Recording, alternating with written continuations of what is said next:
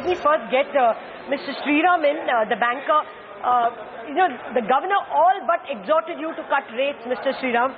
He kept hinting that it is for the owner and the board to do it. Almost a direct hint to the government that they should be giving you directions to cut rates. Anyway, be that as it may, what will be your next action? When do you see base rates falling at all for you or for the system?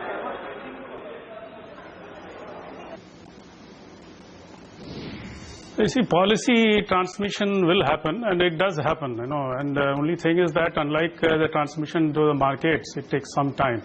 Like for example, we have a liability book of almost 14 lakh crores, and for any impact to happen on that on the basis of transmission, it takes some time. The other hand is that there are two ways in which the transmission happens. One is that in terms of spread over base rate, and the other is in terms of the base rate itself. Now, even before the January 15th rate cut, there has been transmission by way of spreads over base rate to various sectors. And I'm sure this will be a matter of time when we start to again look at it as a bank as a whole, sit and discuss in our alcos and try and see as to what is the best way forward. So within the quarter, you think?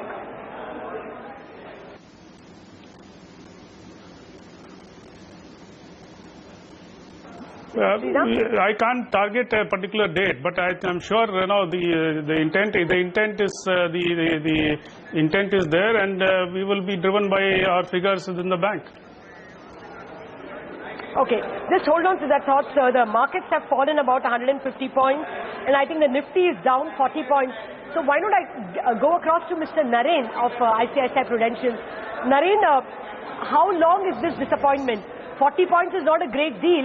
So you think this is just one day's work for the market and it will go on expecting that the governor will cut maybe in March or April?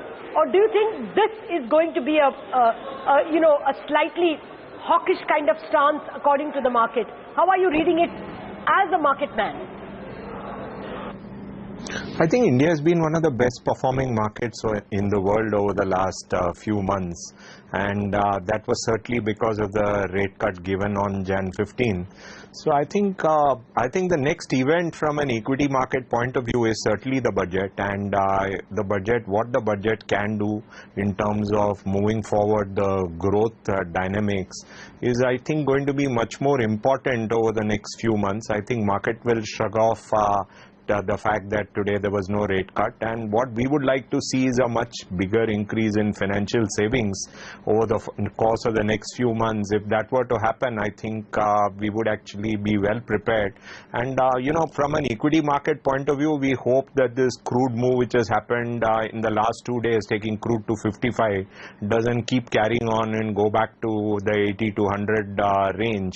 If it were to stop at around 60, we would think it is optimal that there won't be a problem in the oil exporting country and the oil importing countries benefit. I think these are going to be more important issues for the equity market over the next few months, because India has been one of the best performing markets in the world. Okay. Now, I take your point that there are other worries for the market, budget and oil. But how are you reading the governor's press conference itself today from a stock investor's point of view? As Taimur Beg pointed out, when I asked him specifically whether you want a 2 percentage point or a 1.5 percentage point difference between the policy rate and the inflation rate, he pointed out to Rangarajan. I mean, he seemed to veer that I want at least a 2 percentage point difference. Looking at all this, are you seeing rapid rate cuts? As a stock investor, does that bother you? See, I think clearly, if you see, I think there's a fair amount of cushion that the central bank has at this point of time. And what we felt was the way the Coal India issue happened, and it does contribute to fiscal consolidation. So maybe the equity market ahead of the event was looking at the fact that the Coal India issue meant fiscal consolidation, and possibly we were all thinking that there was scope for a rate cut based on the Coal India issue. So what we think is that I think the fiscal consolidation part of it is happening quietly, and over a period of time, I think the market will realize that there is scope for huge number of rate cuts as the the Reserve Bank governor pointed out, you have to actually solve the supply side issues in areas like vegetables, because these are the things which are going to drag the dynamics of CPI in the near term. If you see the global situation, it's one of deflation. So I think if we are able to get the food supply chain right, I think we are in a phase where we can see interest rates go down much more significantly. But I guess the Reserve Bank governor wants to see the impact of what is happening on the food side. And if they are able to get the supply side there, we are going to see much more rate cuts than what the market currently believes. Fair enough. Taimur, before I let you go, and I know you're in a hurry, what's your trajectory of inflation and what's your trajectory of the rupee going by the manner in which the Reserve Bank seems to be actually resisting foreign flows? Well, I wouldn't characterize the Reserve Bank as resisting for inflows, but I do think that they will not welcome a sharply appreciating exchange rate. I think that is clear. And as you also heard from Urjit Patel, that with the Fed normalization as the major backdrop, and all sorts of central bank moves going around the world, you cannot somewhat be in the middle. You either have to sort of go with the Fed or try to resist the Fed all the way. I think in this particular case against the dollar, it's very hard for me to see the rupee strengthening further.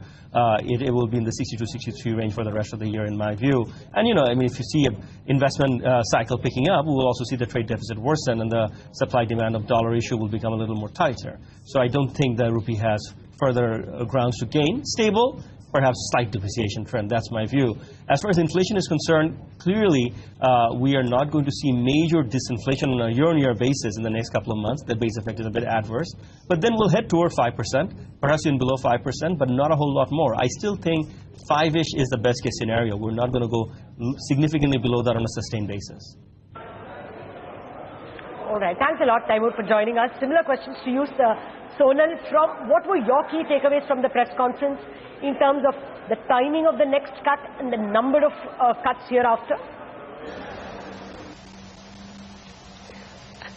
A bit surprised. I mean, obviously, no action was sort of well expected, given we really did not get any incremental news in the last 15 days. But a bit surprised by no change to the Jan 16 CPI forecast, because clearly the underlying inflation trend is already closer to 5%. So if the RBI is sticking to Jan 16 inflation projections still at 6%, then perhaps they are waiting for more clarity once the new CPI index comes on 12th Feb to take a final call, or they expect the disinflation to broadly come to an end and inflation to actually start to stabilize or go up going forward. Otherwise, there was no reason why the inflation forecast shouldn't have been cut.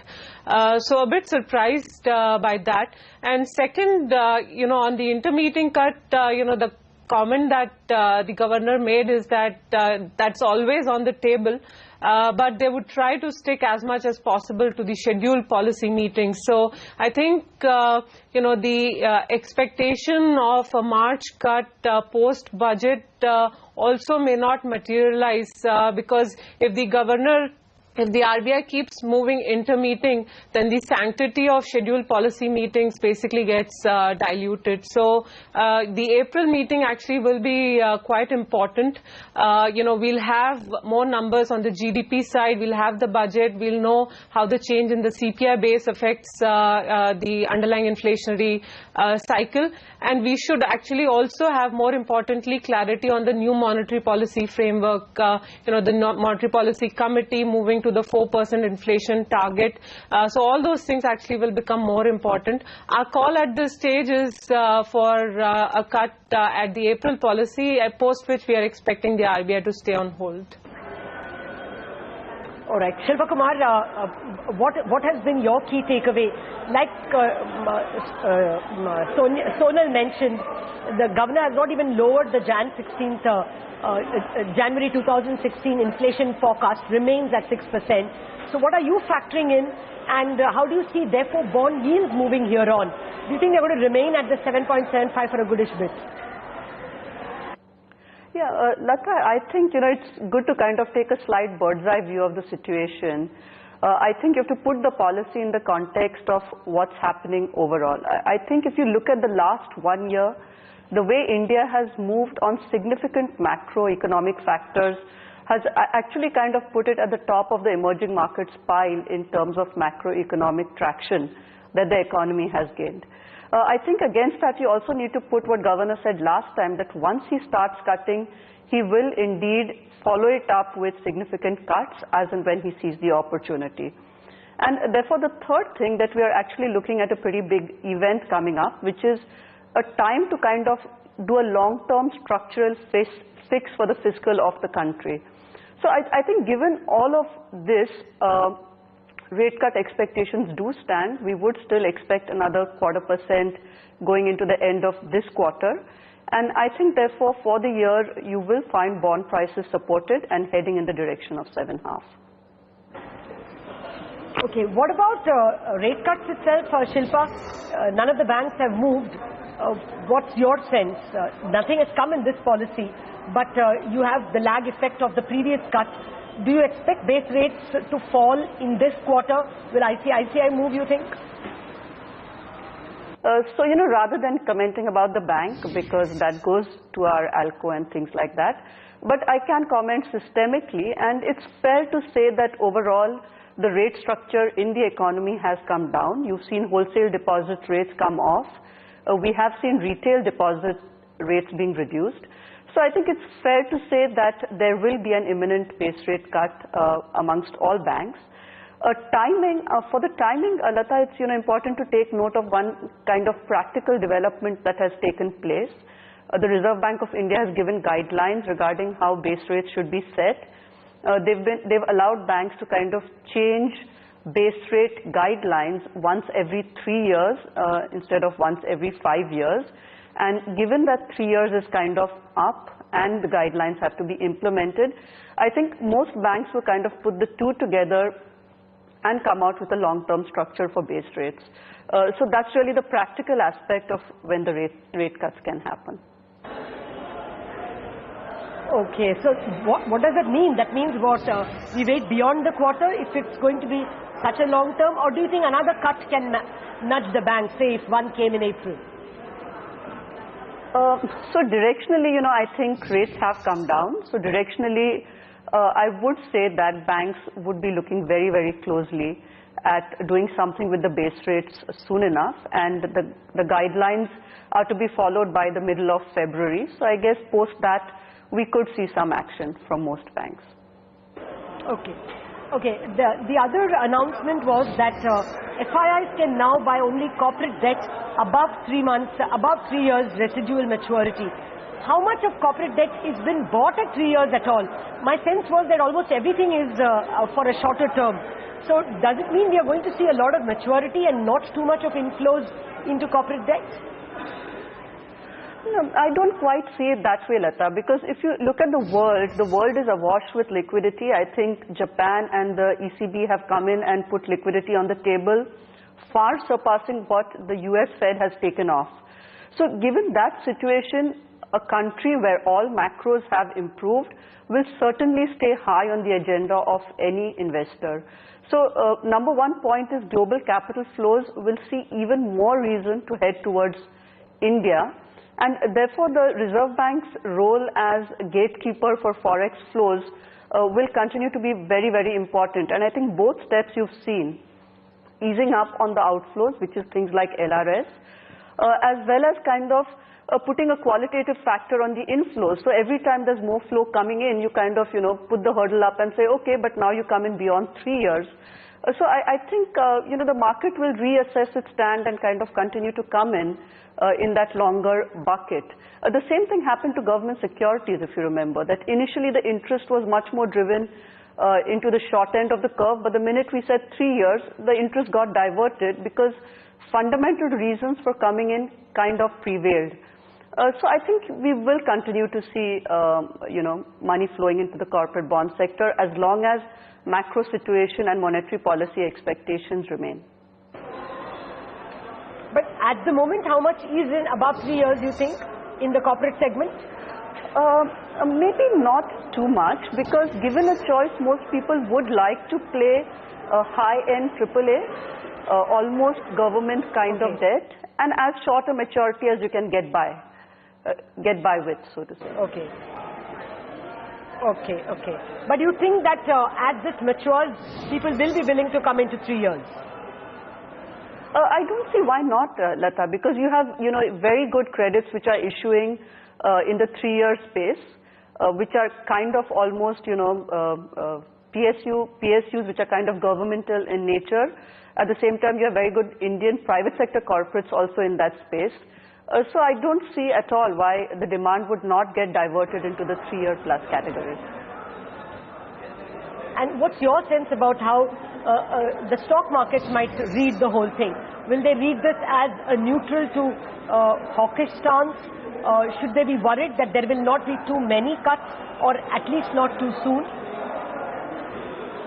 Right. See, Lata, we have to look at where the Indian economy is. I think we are at a point in time where a very long-term positive structural change can take place. And I think I'm looking very closely at the budget to give that change, because if on the back of what has happened, we actually see fundamental changes, let's say in the way subsidy is given on fertilizers, on other parts of the petroleum spectrum, if we see significant changes in tax, how it's administered, if we see significant changes in the quality of fiscal and how spends are going to happen, I think it can only put wind in the sails of the Indian economy. So I think eyes will really be on that going forward. And well, there's not been a 15-day change from the Reserve Bank of India. I don't think that's such a big deal. Eyes will be much more on budget, quality of budget. Okay. What about the restructuring rules? Are they seminally making it easier for you to restructure NPLs? It looks like there is a conversation with SEBI so that you don't have to convert equity loans into equity at very high prices. That 6-month average may be waived. If that happens, do you think that's a very big step forward? Lata, I can't really comment on this. It's really the CFO's area. So if you don't mind, I will skip this question. All right. Okay, just give me an idea of where you see the 10-year bonds by the end of the year. How many rate cuts in your estimate, and therefore where will the 10-year be? So I think we are still penciling in another 0.25% for this quarter. Now, whether that really happens post-budget or in the policy straight after, I would say it's pretty much a timing thing. So to my mind, bond yields moving down is still a very good possibility, but one has to also keep in mind that somewhere the Reserve Bank is tempering the move with things like SLR cuts as well. And I think, that's also good, because in a sense, when credit growth picks up, there will be much more money to put towards credit. But there is that little bit of tempering which is also happening. But I do see a move towards 7.5, and further, if we see further changes in inflation, either coming out of the new calculations, the meeting that happens, or the curve itself, the CPI curve itself. But the SLR cut itself is unlikely to impact the markets at all. So that's right, Lata. In fact, it's good timing in that sense. But it does, of course, put a little bit of tempering in terms of how it's being conducted. So, you are seeing rate cuts, but at the same time, you are also kind of seeing a little bit of future demand for bonds being calibrated. So at this point, you're absolutely correct, but one has to take a slightly medium-term view of the situation also. All right, Shilpa Kumar, pleasure speaking with you. Thank you very much for joining us. And Sonal Varma is also with us, and at this point, let me welcome Mr. B.S. Parthasarathy of Mahindra & Mahindra as well. Mr. Parthasarathy, your key takeaways from the credit policy, are you going to see any change in the cost of money for you? I think as an industry player, first let me say that and given the stress at the ground level in terms of growth drivers and requirement for stimulus, I would actually have preferred a rate cut at this announcement. And RBI and the government has focused for some time on the health drivers. And I think on 15 Jan, they shifted the focus to growth drivers, and I thought the trajectory would have been nice if there was a cut straight away given in this. And various things in control, the First is that inflation has been quite dovish, and so has been the control on fiscal deficit and the current account deficit. So everything being on the positive side, there was a possibility and there was a scope, I thought, to look at a further Mr. cut. Parthasarathy, that didn't come. But yeah, I agree. yeah, that didn't come, so it wasn't come. So that has not come. Yeah. What is the situation now for you? No, it's a status quo, no change, or do you think the governor almost forcing FIIs to buy over 3-year residual, corporate bonds is a positive, because bonds that you float will now have more buyers from the FIIs. Do you see that as a positive? So there are some positives. I think one is that the FPI is investing in corporate bonds with a 3-year period as a minimum one, but having the flexibility to sell it. I see that as a positive that come in, and I think this will at one hand avoid short-term volatility, but also will encourage more corporate bonds. So I see that as a positive. Overall, I think the overall dovish end also I see as a possibility that I hope some of this is factored in by the institutions and the banks to make the yield curve come a little bit lower, and some of it, if it flows through now, will also be a good sign. We will wait and watch, but I see some positive signals, and I also recognize the consistent stand of the RBI. No flip-flop, wait for budget, wait for some more cues, and then the next cut we can say, and I hope I do see that in the next RBI announcement.